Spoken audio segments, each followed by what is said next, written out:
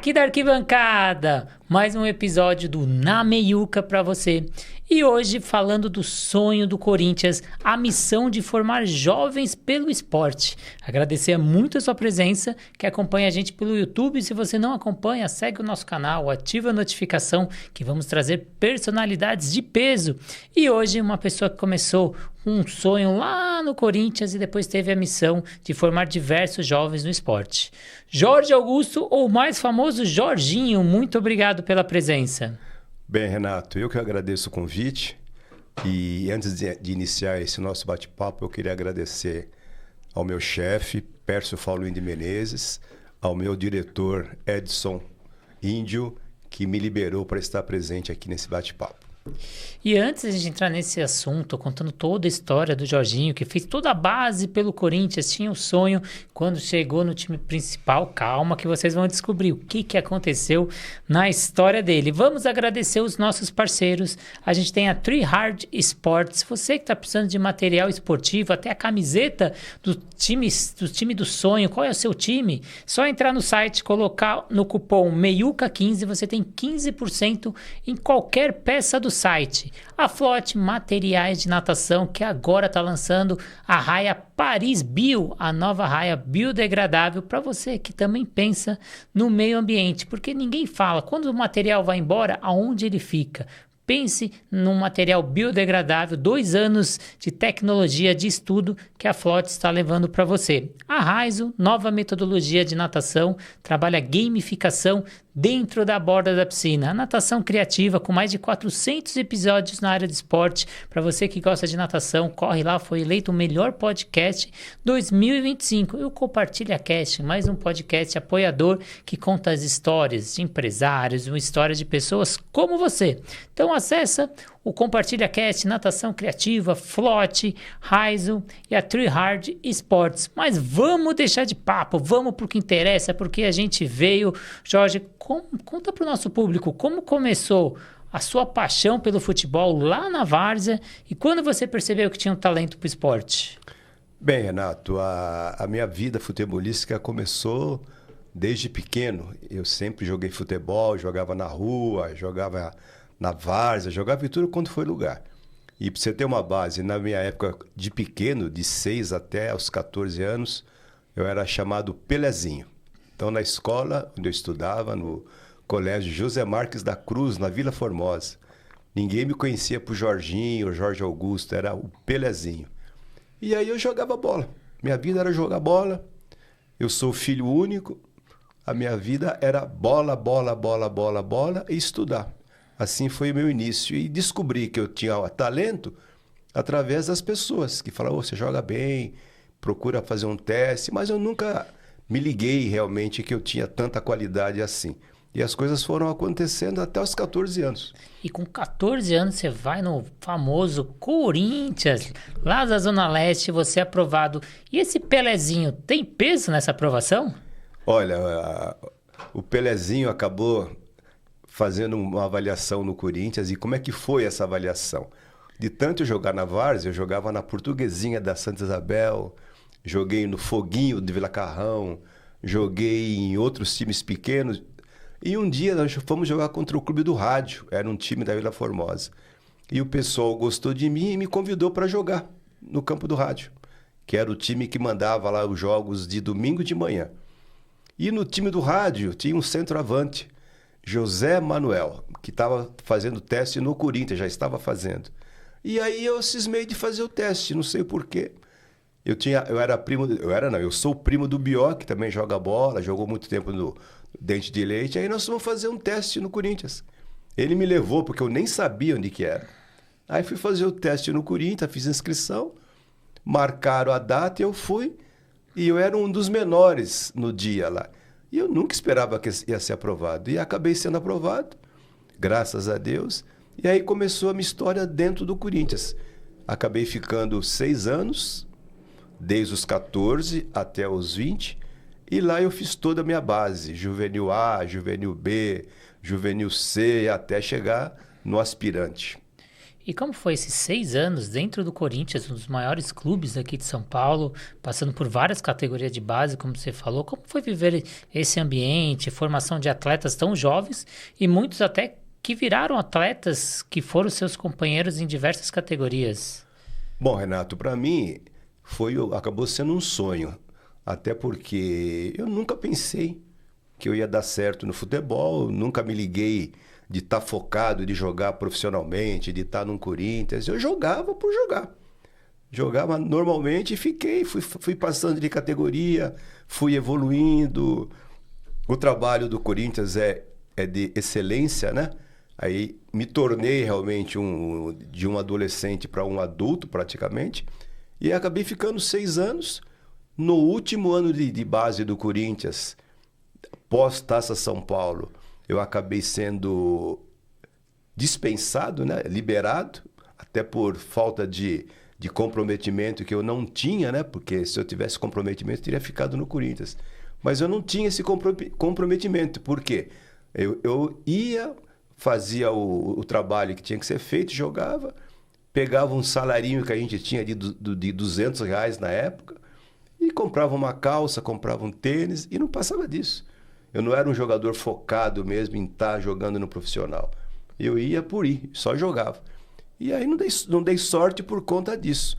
Eu acho que naquele momento, quando eu estava com 20 anos, faltou realmente uma grande orientação dos pais, né? De falar, olha, você está no Corinthians, foca, leva a sério. E eu não tive essa orientação que é básico para o atleta.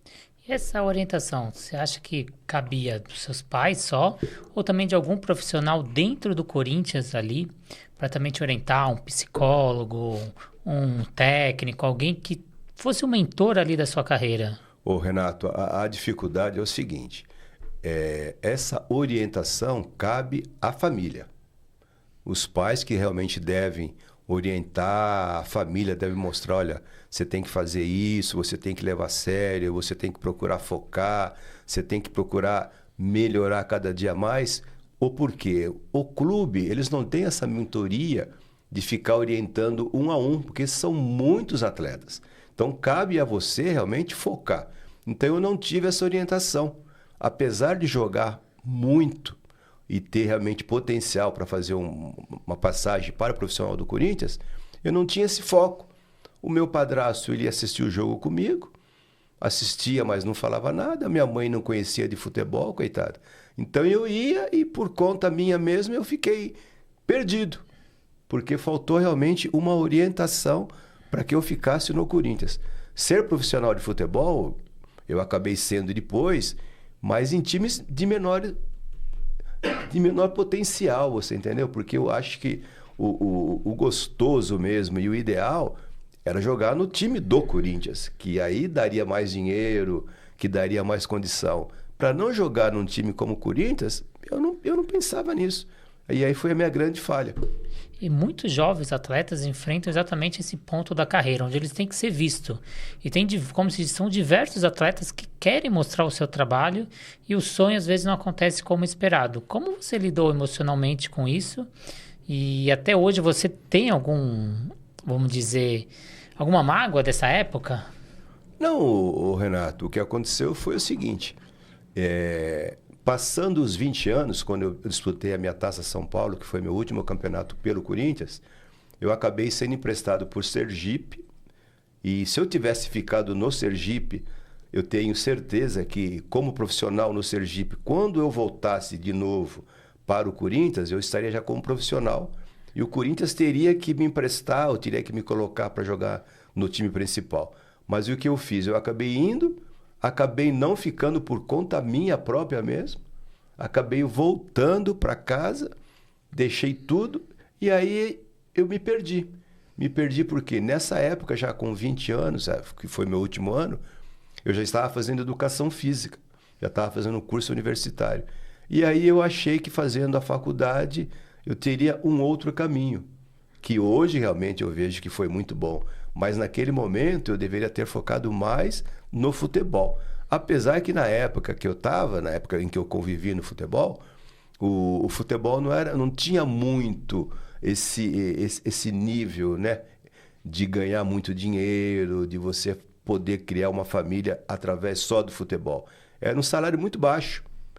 E mesmo assim, se eu tivesse ficado, eu acho que eu teria dado sorte. Não tenho mágoa não, viu, Renato?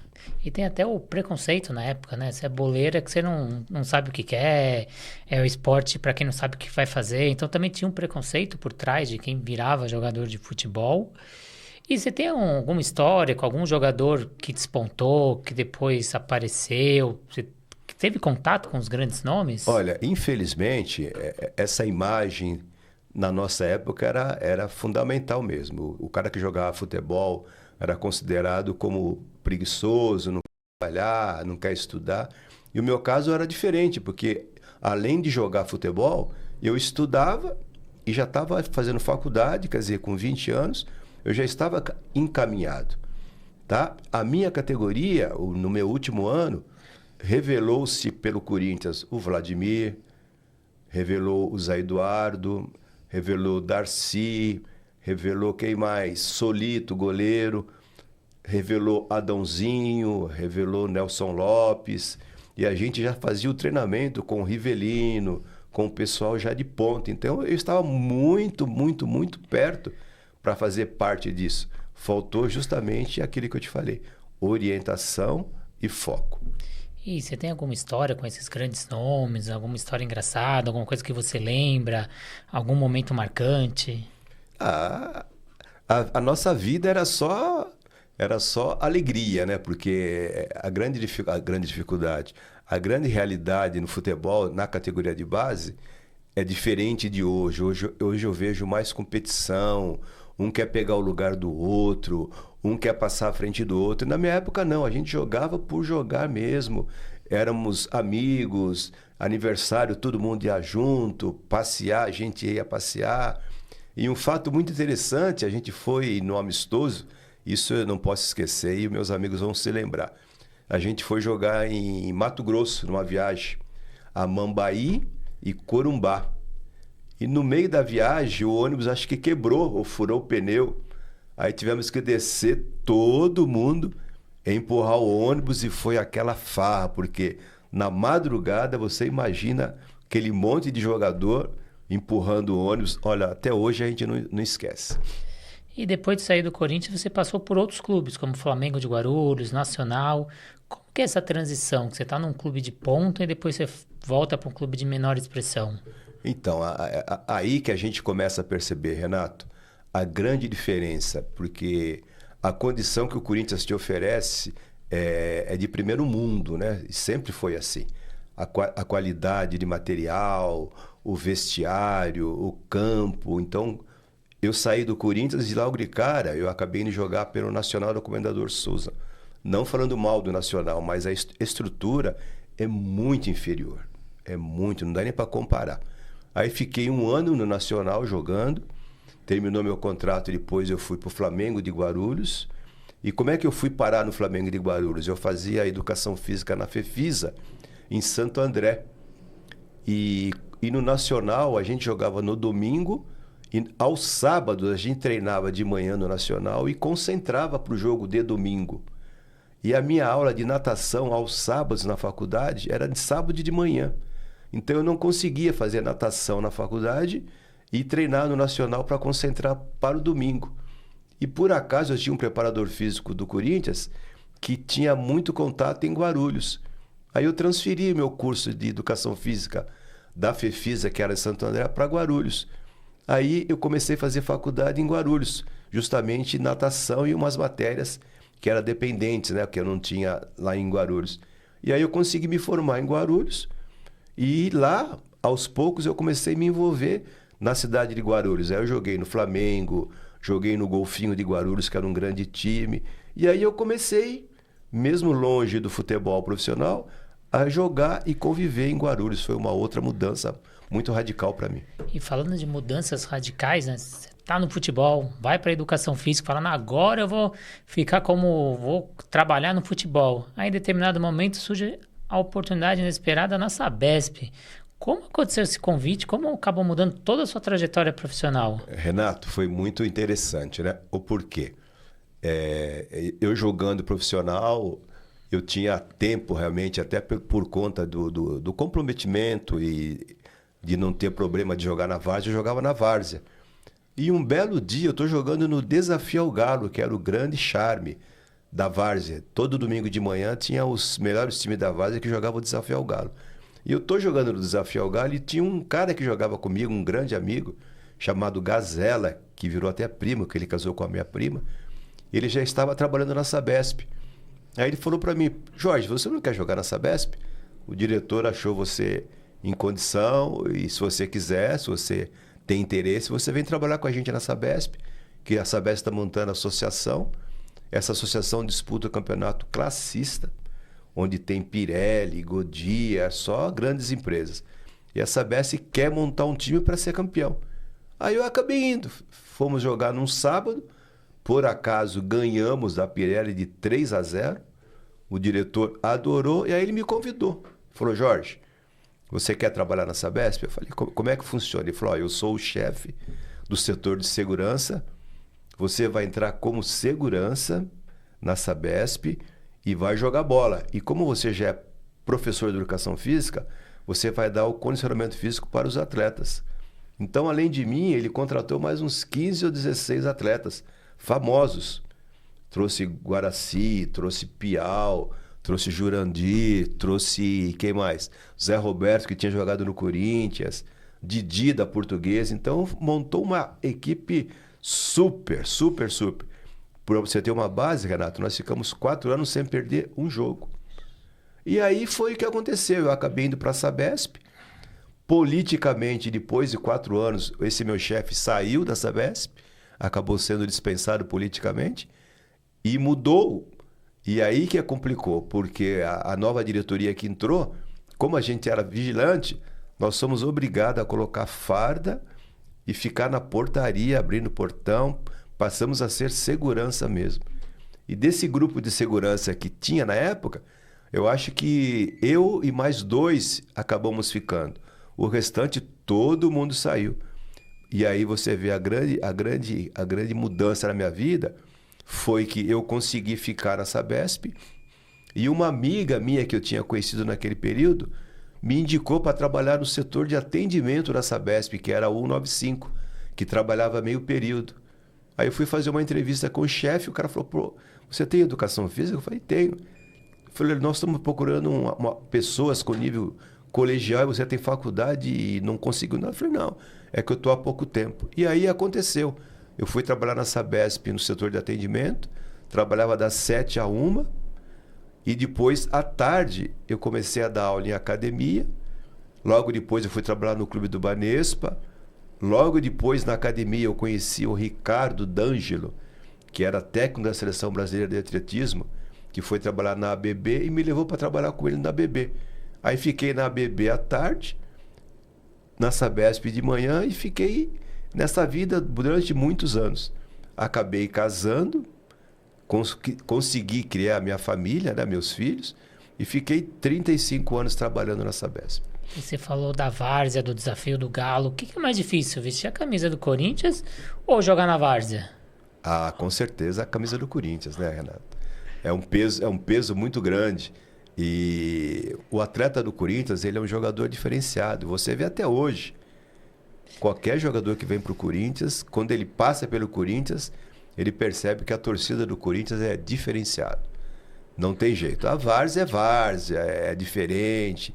Mas para jogar no Corinthians, o cara tem que ter foco, tem que ter intensidade, tem que ter vontade, porque senão ele não combina com o jogador do Corinthians. E você comentou da torcida do Corinthians. Qual que é o maior diferencial que você sentiu na pele, né? Vestindo a camisa, mesmo na categoria de base, a torcida já movimenta. Não, a categoria de base já passa por essa situação que o profissional tem.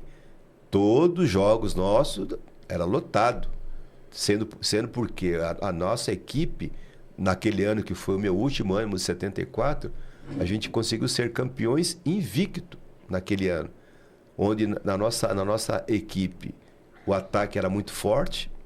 Na Portuguesa tinha Maisena, tinha Eudes, tinha Enéas. No São Paulo tinha Muricy, no Santos era Cláudio Adão. Então, todos os jogos, o pessoal e a torcida, a Gaviões, a Camisa 12, eles prestigiavam. E o que me complicou, que eu vejo no meu último jogo, na Taça São Paulo, nós fizemos um jogo preliminar do Corinthians, lá na Fazendinha, e nós jogamos a preliminar. E nesse jogo teve pênalti, e eu bati o pênalti e errei. Aí lançou. Você imagina como é que não foi, né? E você falou desse jogo preliminar, uma coisa que não acontece mais hoje em dia. E eu queria entender, até hoje eu não entendo por que não tem mais esses jogos preliminares, que era onde era o espaço para os jogadores mais novos aparecerem, para a torcida conhecer. O Viola surgiu assim, Ronaldo surgiu nesses jogos preliminares. Hoje a gente tem o futebol feminino, que poderia também colocar nesses jogos preliminares. Por que você acha que teve essa mudança no futebol e a gente não tem mais... O torcedor chega antes para assistir esses jogos preliminares? Ô Renato, o futebol mudou muito. Na minha geração, que é uma geração já bem antiga, né? Nos anos 70 até 74, quando eu atuei, né? O futebol tinha esse atrativo. Na preliminar você tinha o Juvenil A, ou time de aspirante, ou time juniores, que sempre fazia a preliminar. E isso era muito bom, porque a torcida que estava chegando, ela, em vez de ficar aguardando o jogo do profissional, ela prestigiava o jogo do aspirante. Então, o campeonato de aspirante e campeonato de juniores era o charme. E quando você tinha uma boa carreira, que o pessoal já te observava, a torcida já cobrava você no time de cima. Porque você mostrava que você tinha qualidade. Então, eu vejo que hoje, eu não sei o porquê, eu não vejo qual é a estratégia que a federação tem, que eu vejo que é errado. Ela deveria retomar e ter esse campeonato de aspirante ou campeonato de juniores, porque você consegue trazer a torcida a prestigiar e a chegar mais cedo e ter mais gente ainda prestigiando os campeonatos. Eu vejo que eles fizeram uma grande coisa errada. E até consumindo mais, ficando mais tempo no Sim. estádio. Eu já teve 3 oportunidades que eu me recordo. Teve duas finais, Corinthians e São Paulo feminino, e uma Corinthians e Palmeiras, que no mesmo final de semana teve o masculino. E aí o feminino joga no sábado e o masculino joga no domingo. Eu não entendo, você colocar uma final que é movimentar, a torcida conhecer o futebol feminino, trazer mais público para essa categoria. E tem um momento de vida que você volta para o Corinthians, mas agora como treinador das categorias. Como foi retornar um clube com uma nova missão? Então, Renato, comigo, a minha vida chama-se Corinthians, se eu for falar a verdade para você. Toda a minha passagem de base como atleta até os 20, e com 20 anos eu fazendo educação física e já aproveitei fazer o curso de técnico de futebol, que o professor Teixeira, que era preparador do Corinthians, em 77, ele dava aula na Fefisa e tinha um curso técnico de futebol. Aí eu fazendo o 3º ano na Fefisa, eu acabei me formando em técnico de futebol. E aí eu voltei, você vê, tinha acabado de sair do Corinthians. Eu comecei a fazer estágio no Corinthians no ano de 77, que o Corinthians foi campeão. Então eu frequentei o ano todo o Corinthians acompanhando como técnico, fazendo estágio no Corinthians. E aí fiquei. Passou esse período, eu voltei a jogar na várzea, comecei de vez em quando jogar no Master do Corinthians. E um belo dia, eu estou jogando no Master do Corinthians, lá na Fazendinha, acabou o jogo, eu encontro um pessoal que trabalhava no Interclubes, que me conhecia do Banco do Brasil. E eles não sabiam que eu jogava bola. Aí o cara me viu lá, o Castilho. Falou, Jorge, o que você está fazendo aqui? Eu falei, Castilho, eu jogo futebol aqui no Master do Corinthians. Você está brincando? Ele falou, Ele falou, Jorge, é o seguinte, o nosso técnico não está muito bem, eu estou precisando de uma pessoa para trabalhar como técnico, você não quer? Aí eu assumi. Fiquei, acho que 6 ou 7 anos como técnico da categoria Sub-15 e 17 do Corinthians Social. Continuei trabalhando na Sabesp, continuei fazendo o meu trabalho em academia à tarde. E aí saí do Banco do Brasil e comecei a trabalhar no Corinthians, à noite. Olha só que loucura. E fiquei vários anos lá no Corinthians. Fiz o curso, me formei e voltei a trabalhar no Corinthians. E o que mudou a sua visão de futebol depois que você passa de atleta para formador de jovens jogadores? A sua história te ensinou muito para você auxiliar esses jovens? Olha, Renato, hoje eu consigo ver que nada é por acaso, né? Eu acabei não dando certo no futebol, não que eu não dei certo no futebol. Eu nunca deixei de jogar futebol, nunca deixei de estar jogando em grandes equipes. Na várzea, eu nunca deixei de estar atuando, né, com grandes atletas também que tinham a mesma história de que eu tive. Mas eu vejo que o meu grande potencial e a minha grande vida realmente é formar atletas. Como técnico de futebol, como gestor de futebol, eu acho que o meu grande dom é conseguir orientar, conseguir formar e encaminhar jovens que estão passando a mesma situação que eu passei lá atrás. E o que eu quero corrigir, eu estou corrigindo. Eu estou mostrando para eles que se você não tiver uma orientação, se você não tiver a família atuando do seu lado, se você não tiver basicamente, orientação mesmo, né? Um preparo, você não consegue vingar. Ou porque hoje o futebol é muito competitivo. O que o atleta tem que fazer hoje? Além dele jogar na categoria de base, ele tem que fazer um trabalho extra para compensar as necessidades, porque ele tem que fazer musculação, ele tem que fazer vários tipos de treinamento que vai fortalecê-lo. Se ele ficar só com o treino da base, eu acho que hoje é insuficiente. E você falou do futebol master, que você participou muito tempo no Corinthians. Como foi essa experiência? Você jogou ao lado de quem? E a pressão é a mesma? Porque eu sei que a torcida do Corinthians colocou a camisa, pode ser jogo de botão, bolinha de gude, que eles estão lá prestigiando. Você vê, eu acabei fazendo algumas atuações, né? Várias atuações, né? No futebol master do Corinthians. E o futebol master do Corinthians tem um segredo. Como é que funciona? Eles têm 2 ou 3 equipes. Uma equipe mais velha e uma equipe mais nova. Então, essa equipe mais nova, o pessoal que acaba atuando é o Viola, é um pessoal que está um pouquinho mais jovem.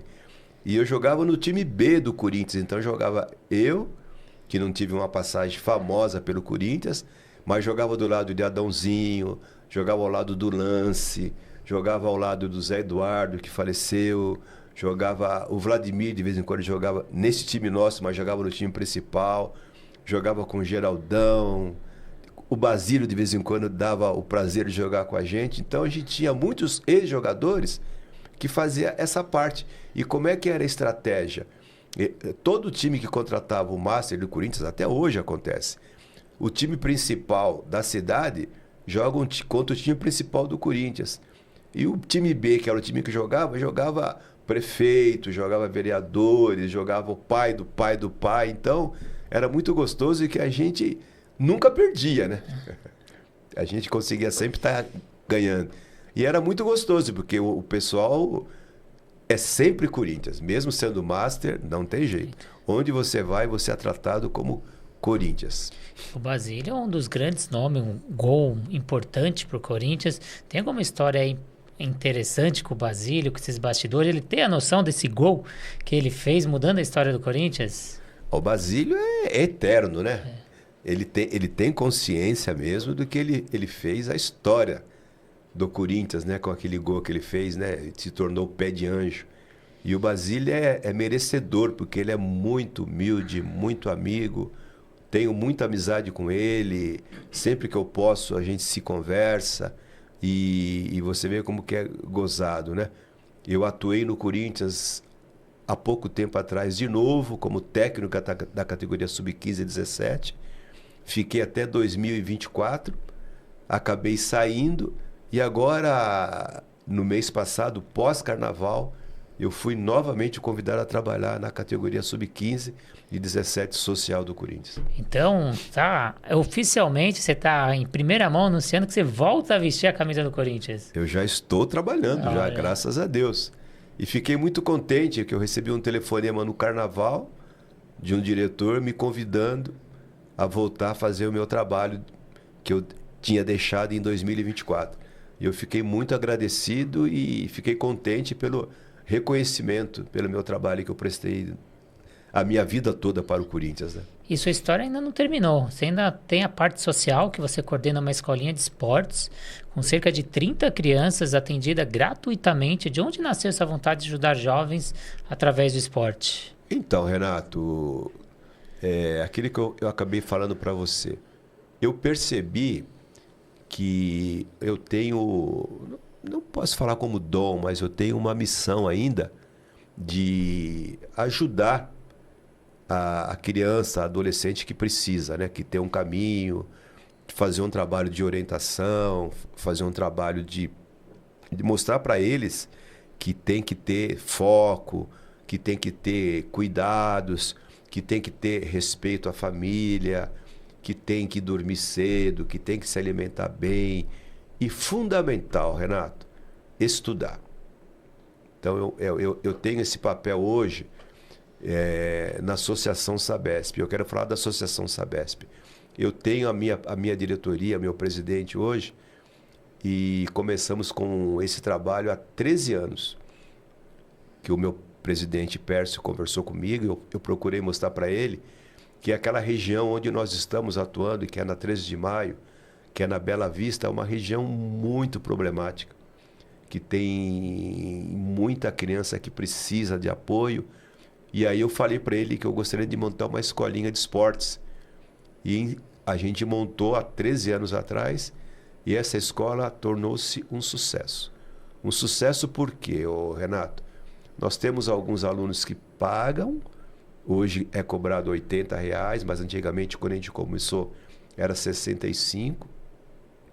E o que a gente faz? A gente reconhece a criança que tem condições de pagar a mensalidade e a criança que não tem condição de pagar a mensalidade. Hoje nós temos um grupo que 95% não tem condições de pagar a mensalidade. Então a gente atua com essa criançada, a gente faz o melhor para eles. E dessa criançada, Renato, nós estamos fazendo hoje uma matéria da Associação Sabesp, que muitos que começaram com a gente há 13 anos atrás, hoje já são engenheiro civil, outro já é professor de educação física. Então todo mundo já está com a sua vida encaminhada. O porquê?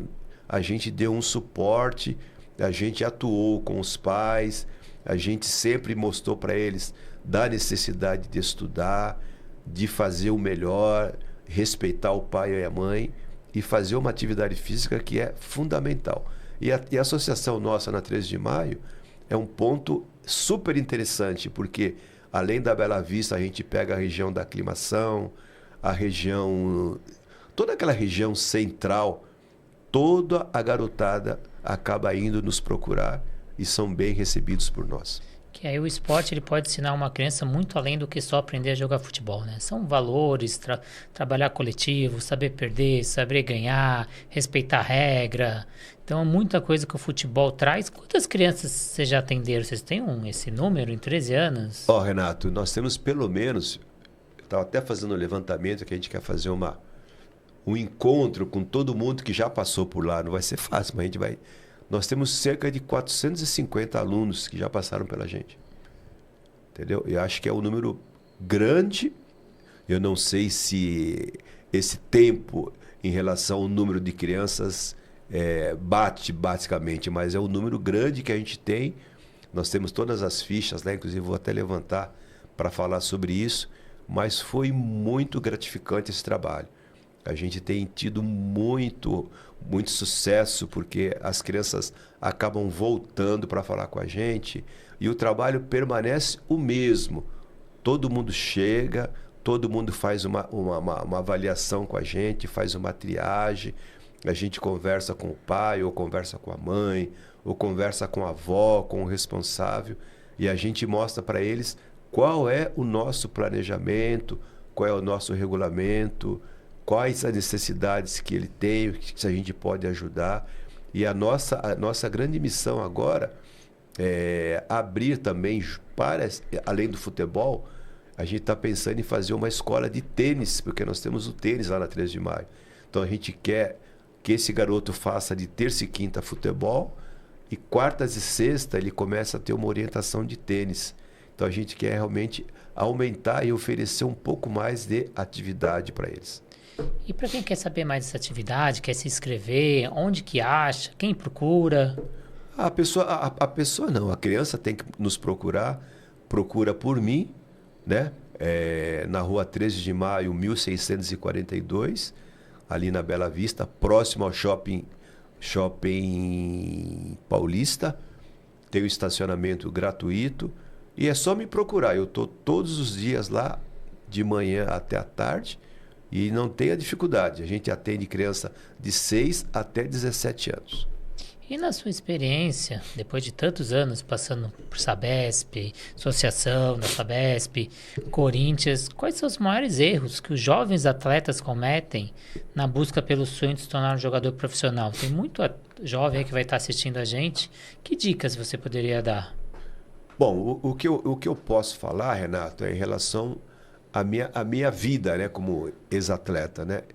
Eu tenho certeza que o atleta que quer jogar futebol, ele tem que ter foco, primeira coisa.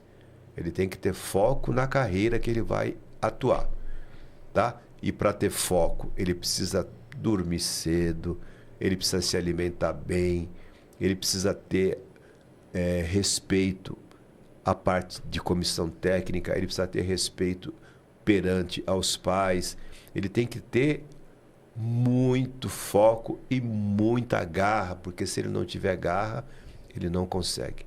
Porque é muita procura, é muita dificuldade, e se você não levar realmente focado, você não consegue, porque a procura é muito grande. Isso porque, Renato, todo mundo quer jogar futebol. E não é o garoto, geralmente são os pais que acabam impondo o que o garoto tem que fazer. E aí tem um grande erro também, porque o garoto acaba não tendo uma orientação sadia do técnico, acaba ouvindo as conversas do pai, que geralmente não tem a condição nenhuma de orientar, e acaba atrapalhando. E no meu caso, eu não tive isso. O meu padrasto, ele ia assistir o jogo, mas ele não tinha aquele relacionamento com a parte técnica. Ele nunca perguntou para o técnico, como é que está o meu filho? Ele tem condição? Nunca. Ele ia assistir o jogo, acabava o jogo, a gente ia embora. Então, eu perdi a minha grande oportunidade de estar jogando num grande clube. Eu acho que naquela época eu poderia ter tido uma atuação e tendo um sucesso melhor no Corinthians. Mas acho que é só por Deus mesmo. Eu acabei não dando sorte no futebol. Mas, em paralelo, me tornei um gestor, né? Acabei estudando muito, fiz vários cursos. Esses cursos que eu fiz, graças à Sabesp, que me propiciou o tempo e a condição de fazer. Então, hoje, eu sou uma pessoa que tenho condição, e é o que eu estou tentando fazer, de ajudar com mentoria para essa garotada que precisa muito de um apoio. E falando de mentoria para essa garotada, a gente também vai dar uma mentoria agora para os profissionais de educação física, que assim como você, eu também sou formado em educação física, então vai ter muito companheiro nosso de profissão assistindo esse podcast. Eu já passei por diversos clubes aí, diversos locais. O que eu vejo, às vezes, na categoria de base, o pessoal especializando muito cedo. Aí tem aquele zagueiro que sai driblando, aí o técnico já reclama, zagueiro não pode driblar, tem que chutar para frente. E aí como você vai criar habilidade, como você vai criar outras funções se você cada vez está especializando mais cedo? O que a gente poderia dar de dicas para esse profissional de educação física aí para fazer uma formação mais completa com essa criançada? Ô Renato, o que eu vejo hoje é que a metodologia de alguns clubes, de algumas escolinhas, de alguns profissionais, está totalmente errado.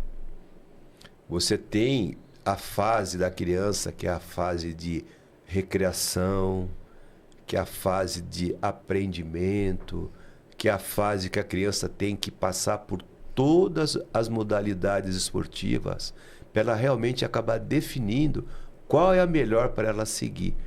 Então eu vejo que algumas categorias, mesmo de base, criança de 11, 12, 13 anos fazendo treino específico que um profissional já faz. Isso é um grande erro. E o que nós temos que procurar mostrar? Nós temos que fazer com que a criança venha para se divertir. Ela tem uma idade até 13 anos que ela tem que vir jogar basicamente igual eu trabalho com futebol. Ela tem que jogar futebol de salão para ela ter muito contato com a bola. Tá? Não dá para a criança jogar com 12, 13 anos, até 13 mais ou menos, jogar o futebol de campo específico, grande, porque ela não vai pegar na bola. Então o futebol de salão é o melhor início para a criança aprender a jogar bola. Aí a partir dos 15, 16, 17, 18 e 20, aí sim. Aí é focado no futebol com treinamento específico. E não adianta falar, porque o profissional ele tem que perceber, ele tem que mostrar que ele tem esse conhecimento, e o conhecimento é fundamental. É recreativo até uma certa idade, depois a outra fase é de formação, aprender a parte técnica de chutar, de cabecear, de fazer o passe, isso é fundamental. Coisas que já não tem mais, Renato. Hoje o pessoal, você vê jogador profissional que não sabe dar um passe de futebol. Aí você fala, pô, mas o cara é ruim. Não é que o cara é ruim, o cara não teve o aprendizado do fundamento específico. Qual é o fundamento específico do futebol? É o passe, é a condução, é o cabeceio, e isso atrapalha muito. Eu vejo da minha parte.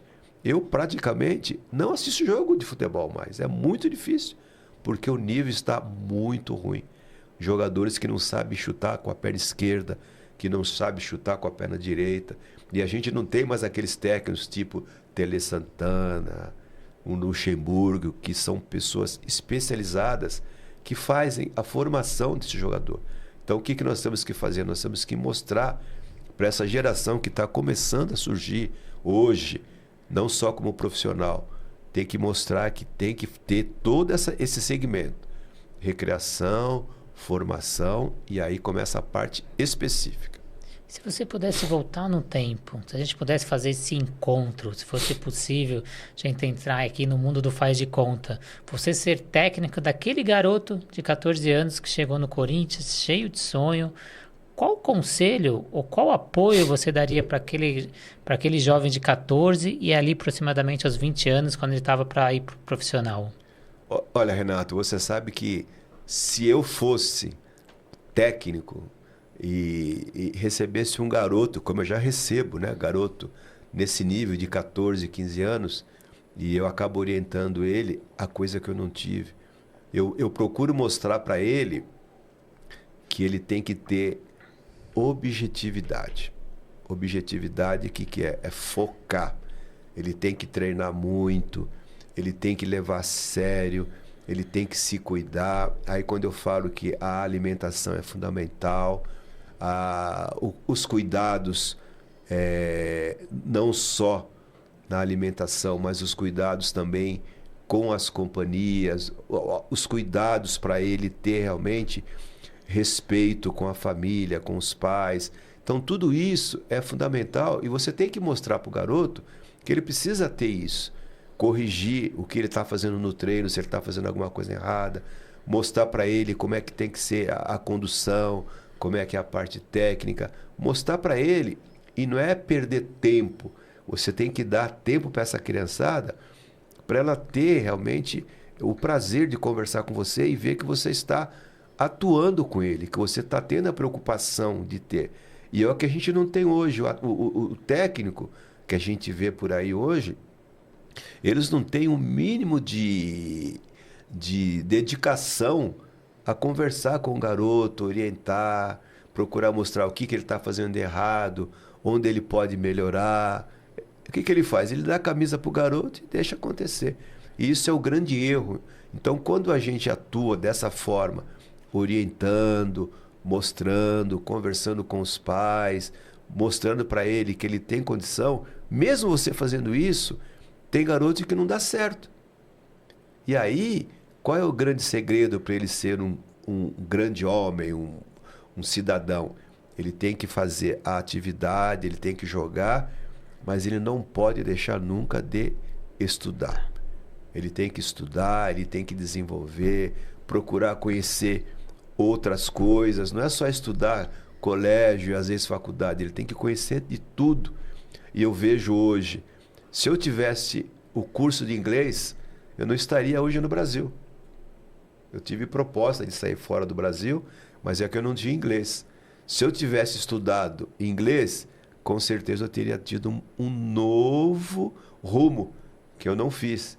Então eu acho que hoje o garoto que tem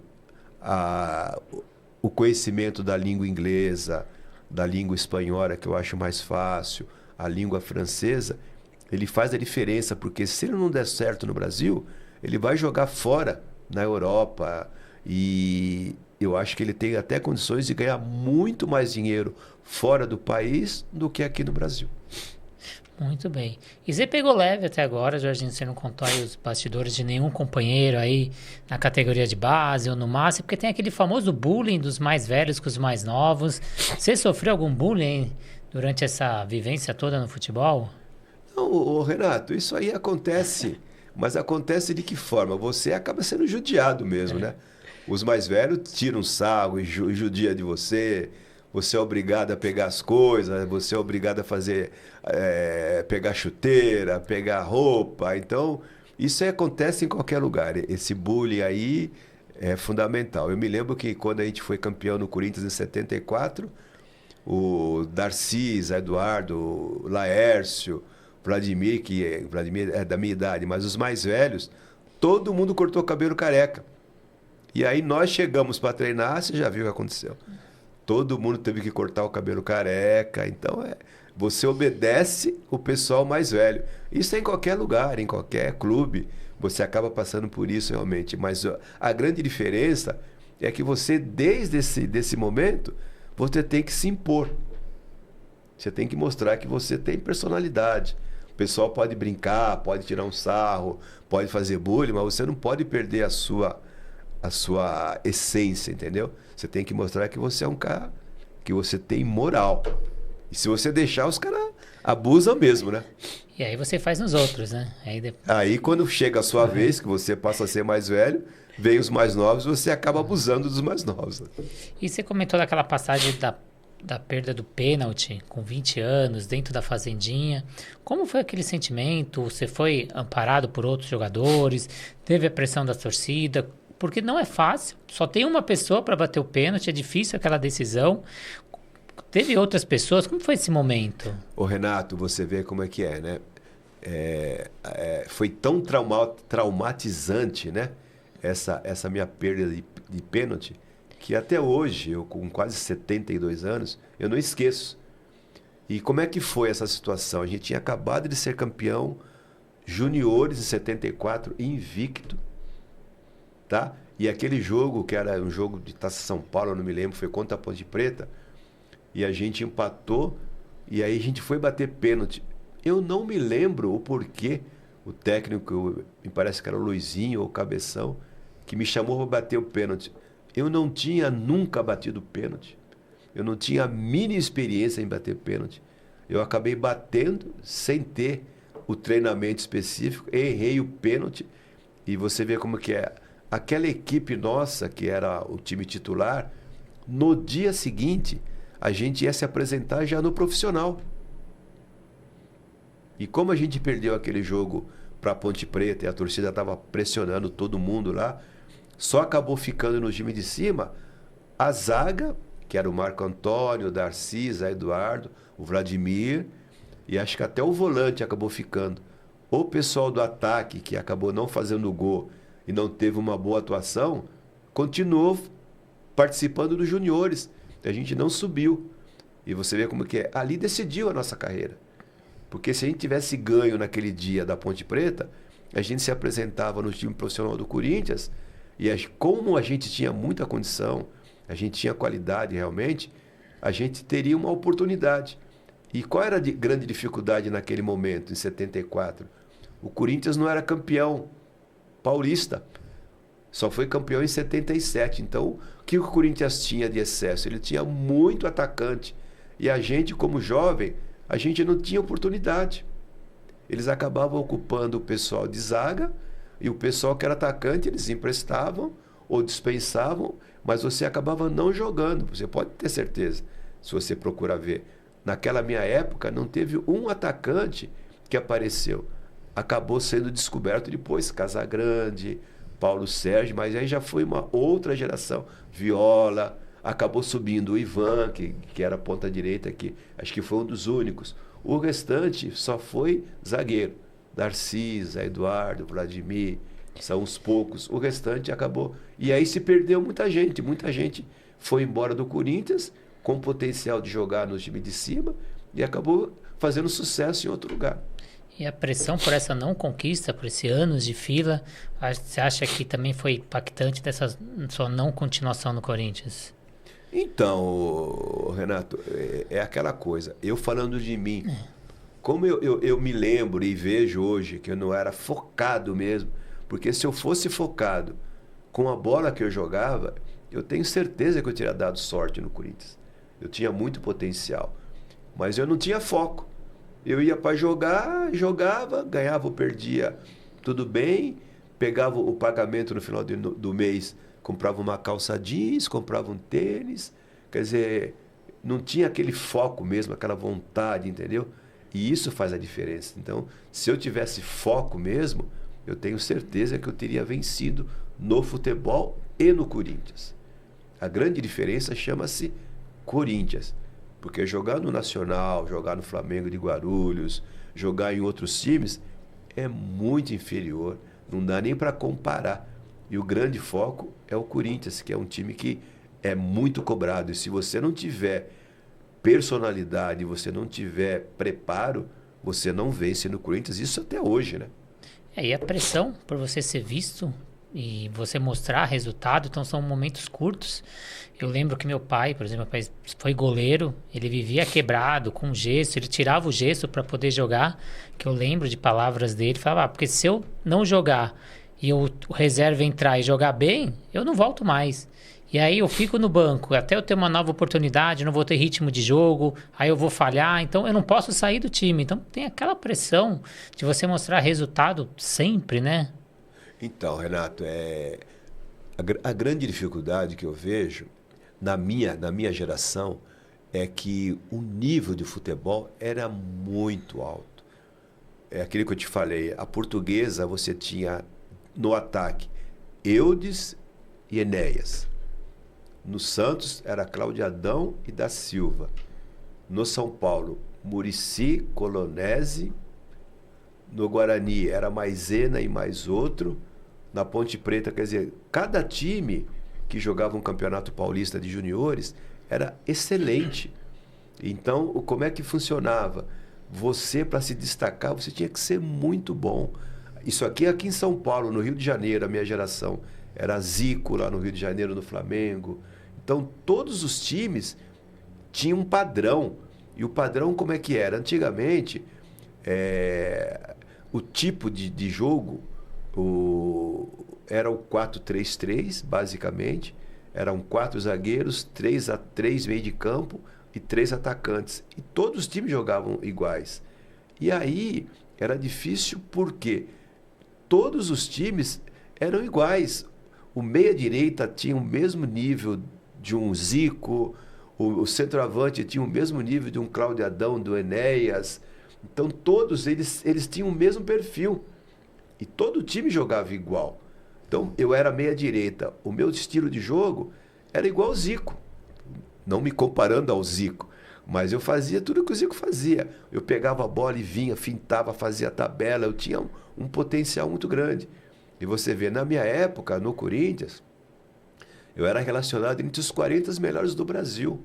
Nós tínhamos um superintendente chamado Almir de Almeida, que aos sábados ele ia assistir o jogo.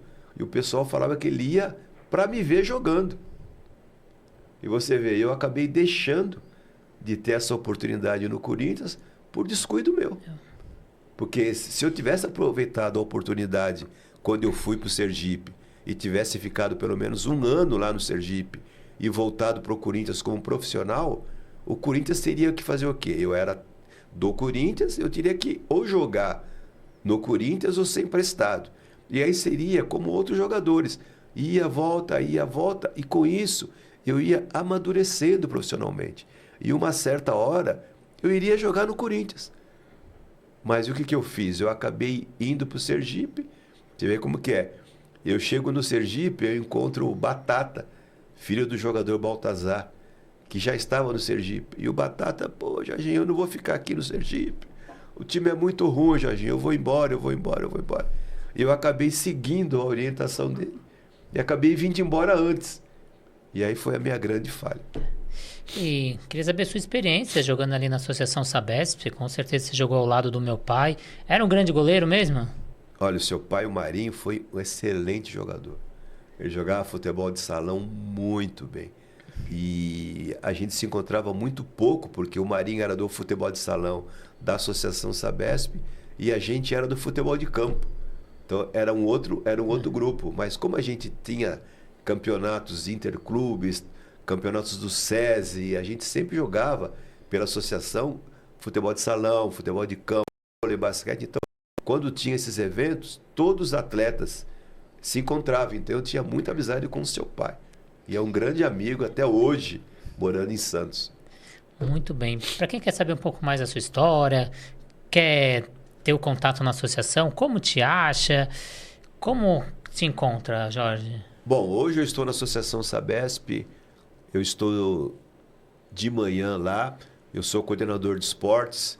A associação administra 368 municípios, onde toda a parte, como é que eu digo? A parte administrativa é aqui na 13 de Maio. Em cada lugar de São Paulo nós temos um grêmio, tá? Que a gente administra toda essa sequência esportiva. Além disso, à noite eu estou voltando para o Corinthians Social para jogar alguma modalidade, ou jogar comigo no Corinthians. Primeira coisa, tem que ser sócio. E se ele for bom no campeonato interno social, a gente convoca, ele é relacionado para fazer parte do campeonato pela seleção do CIFAC.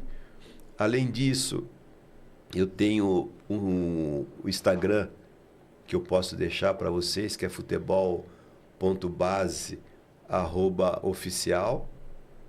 Tenho o Jorge Augusto, acho que é 548, eu vou ter que corrigir porque eu não lembro, .com.br. Então, o que precisar e o que quiser fazer contato, é só falar comigo. E hoje, olhando toda a sua trajetória, o que significa para você vencer através do esporte? Olha, para mim, Renato, foi uma graça de Deus, porque tudo que eu consegui realmente foi direcionado por Deus, porque realmente eu tive uma passagem desde o início até hoje sem um senão. Eu não tive nenhum problema. Eu comecei jogando futebol, me formei, estudei, casei, criei meus filhos, voltei a casar de novo, fiz tudo.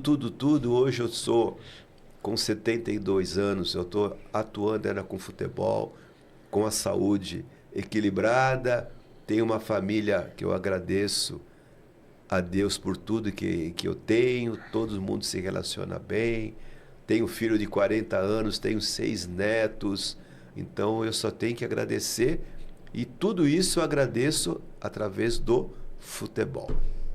E procuro mostrar para todos, eu agradeço de você ter me convidado, porque o principal chama-se estudo. Cada vez mais a gente tem que procurar se formar, procurar evoluir. Você vê, o ano passado eu consegui fazer MBA em gestão na Unip, consegui fazer licença B da CBF. Então, com 71 anos, eu continuo ainda estudando. Eu acho que esse é um exemplo. É cansativo, mas é gratificante, Renato. Muito bem, Jorginho. Muito obrigado pela presença. Agradecer sua presença, agradecer todo o apoio da Associação Sabesp, por ter liberado para você fazer essa entrevista com a gente. Agradecer os nossos parceiros, Trihard Sports, para você que está precisando de material esportivo ou até a camiseta do seu time de coração. Só entrar no site, colocar o cupom MEIUCA15, você tem 15% de desconto em qualquer material do site. A Flote, que está agora com um novo material, as raias biodegradáveis, para você que tem o seu material de natação, mas nunca parou para pensar, e depois, o que acontece com esse material? O que acontece com as raias da piscina quando elas são descartáveis? Agora, ela é biodegradável, que auxilia o planeta, então faça a sua parte, adquira essa nova raia Paris Bio, a nova raia da Flote. A Raizo, nova metodologia no mercado, trabalhando gamificação dentro da piscina, uma nova metodologia com metade do preço do concorrente. O podcast da Natação Criativa, para você que gosta de esporte, natação, são mais de 400 episódios, eleito o melhor podcast 2025 na seção de esportes. Vale a pena você entrar e seguir o canal e conferir todas as entrevistas de esportes. E o Compartilha Cast, compartilhando histórias de pessoas reais que vão impactar a sua vida e vão também te estimular a seguir essas pessoas. Mais uma vez, Jorge, muito obrigado. Obrigado a De Sampa, Maurício aqui nos bastidores. Muito obrigado aí, Jorge. Renato, eu que agradeço ao Maurício que teve paciência com a gente aí e espero que o pessoal que ouvir e ver, né, esse nosso podcast, que procurem realmente seguir, né? E o pessoal que esteja começando, o pessoal que está atuando, porque futebol eu acho que é o principal esporte do Brasil. E hoje, qualquer jogador de futebol ganha muito dinheiro. Então, se tiver que aproveitar, aproveite. Mas o que eu peço e o que eu indico, o que eu oriento, é que além do esporte, o estudo está junto. Tem que caminhar junto. É estudo, o esporte e ser uma pessoa correta e honesta em todas as suas atuações. É isso. Agradeço. Muito obrigado.